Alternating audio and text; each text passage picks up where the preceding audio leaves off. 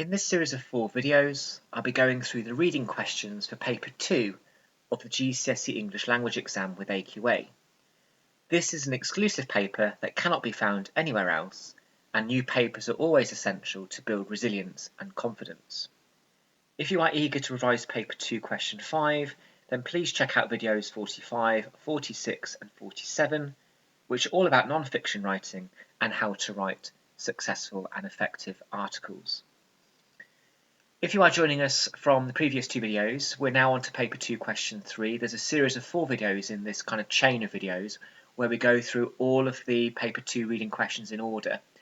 And if you have joined us for either Question 1 or Question 2 video, you will know that we were talking about Peckforton Castle, which was this very extravagant kind of 5-star country house hotel. And we were talking about source B as well for Asylum for the Houseless Poor. And that is the article, that is the extract we're going to be looking at for this Paper 2 Question 3 video, which in Paper 2 Question 3 is language analysis, which is very similar, if not identical, to the way in which the Paper 1 language question is structured. Same assessment objective, for example. So the question that we are looking at for this revision video is, how does the writer use language to describe the people found in the asylum? 12 marks. And if, like I said, if you have just come from the question 2 video in this series, then this will be quite familiar to you. So what we're being asked to talk about here is, how has the writer chosen to present the people who visit this asylum for the houseless poor in London? So in this section, the examiner is saying you have everything you need to get 12 marks. You can stay firmly within this box. So just to repeat then what Henry Mayhew says, Henry Mayhew is the writer here. He says, "There is a world of wisdom to be learnt at the Asylum for the Houseless Poor.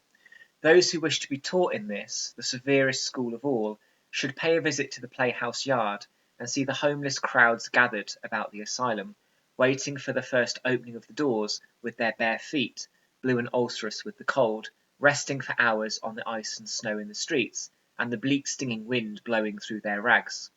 To hear the cries of the hungry shivering children, and the wrangling of the greedy men scrambling for a bed and a pound of dry bread, is a thing to haunt one for life. There are 400 and odd creatures, utterly destitute, mothers with infants at their breasts, fathers with boys holding by their side, the friendless, the penniless, the shirtless, shoeless, breadless, homeless, in a word, the very poorest of this, the very richest city of the world." I always think it's very interesting that even though this article was written 200 years ago, that the United Kingdom still has an issue with poverty, hanging around, even though we're still one of the richest cities in the world. And I always wonder what comment that says about us as a society, when 200 years later, really the same problems still remain. I just think it's an interesting thing to think about. So what I would do now is I would pause the video and I would ask you to find in this box maybe 4, maybe 5 words or phrases that you would want to refer to if you're going to be talking about how the writer presents the people who are found visiting this asylum. So pause the video now and also see if you can also link to some terminology. Can you find some terminology as well? Label some terminology with these words and phrases, and then we'll go through potential ways forward. So here we have a selection of words. I think what I've got here, five different devices perhaps. Again, you can see that I have highlighted what it is I would like to talk about. We've got the adjectives blue and ulcerous. When something is ulcerous, it obviously means it's like an ulcer, it's like a blister, it hurts. Shivering, the verb shivering to describe the children. Another verb, scrambling, to describe how these people kind of rush to get a bed. We've got the adverb utterly and the adjective destitute there. So again, that's quite a strong phrase, quite emotive, you might argue. And in yellow, we have this list, a list of adjectives. You could also talk about maybe the repetition of the suffix less, noticing that pattern there, reinforcing all of the things that they are without. and also how suffering can include them all. This isn't just old people suffering, this is young people suffering as well. So it's a mixture of people, that's this kind of suffering and this poverty is kind of inclusive of everybody. So we've found our devices and we've labelled them. That's part of the mark scheme, of course, but the most important bit of the mark scheme is seen in the blue column here, when we actually have to answer the question, how does this word or phrase present the people in the asylum? What would we say? What would we expand upon? What connotations are there? So you can see in the yellow column on the left, we've got the evidence, we've got the techniques in the middle, but importantly, we're always linking back to the question. And with English, it's very easy to go off on a tangent because it's a written-based, quite subjective, interpretive subject, so it's very easy to go off on a tangent. But the way to show the exam that you are always answering the question is to have the question keywords in mind. We are being specifically asked, how does the writer present or describe the people in the asylum? So the keyword is people. We have to keep linking it back to how this word depicts, how it conveys the people and the state they're in. And that's what the column does on the right. You can see that I've expanded a little bit. When your skin is blue and ulcerous, covered in ulcers, it means that you must be very cold. It's like frostbite. And that's dangerous because you can have fingers and thumbs and toes amputated because of the cold, because it goes past the point where they can be saved. The blood flow is cut off. You can lose digits. So it really reinforces how cold they are, how much they're suffering in this winter time. Scrambling, suggests rushing to find somewhere, which suggests that they're rushing because it's overcrowded and they're quite desperate.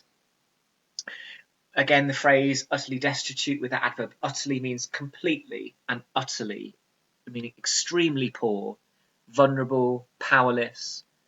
Shivering, to describe, I think, the children is quite emotive, again, because of their poor clothing, but they're extremely cold, and you would argue maybe that children should not be in this situation.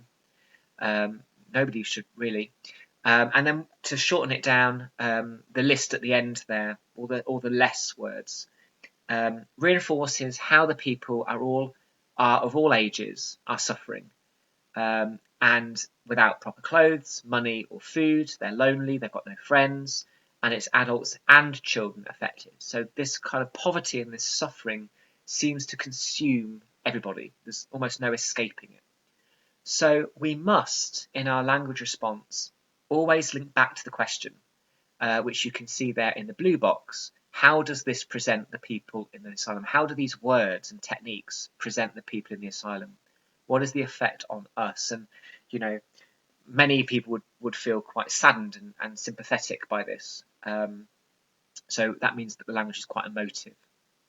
So to finish off, I'm going to show you an example of quite a simplistic language response, and then what you would have to say to get to do a bit better in the mark scheme. So on the left-hand side here, we have a simple response. The people in the asylum are presented as poor and cold. The text says blue and ulcerous, and they are shivering. This means that they feel cold all the time and struggle to keep warm. That will probably get you perhaps 3, maybe 4 marks. Around there, I would think. But yeah, around there. Relatively simplistic. They've quoted, which is good, but there's no techniques, and they've been a little bit simplistic as well with the effects. On the right-hand side, we're going into a bit more detail. So the people who visit the asylum are extremely vulnerable and in poverty. This is reinforced when the writer uses the verb shivering, which conveys that they are completely freezing because they have no way to keep warm. Their clothes are rags. Adjectives blue and ulcerous suggest that they are constantly cold, so much so that their skin has developed blisters and ulcers, so that they are in pain. The list of adjectives, mothers, infants, homeless, emphasises everything that the people are without, such as money, food and friends, suggesting that they are very isolated and that it's both adults and children who are suffering equally. They are so desperate because they are scrambling for bed and bread, even though the living conditions and the food are of poor standard. So that would perhaps get you 7, maybe 8 out of 12, perhaps higher than the left-hand side, which is what I want to show you. I'm not suggesting that on the right would get you full marks, but it would definitely get you more marks than the one on the left. So that is what language analysis looks like. And it's about being detailed enough. Always link it to the question. What does this technique, what does this word, what does this phrase, how, I should say, does that phrase convey something? How does it describe something? Why has the writer decided to use those words and phrases to convey a particular person or a particular place or thing? So that's what language analysis is, and that would be paper 2, question 3 of this exclusive practice paper.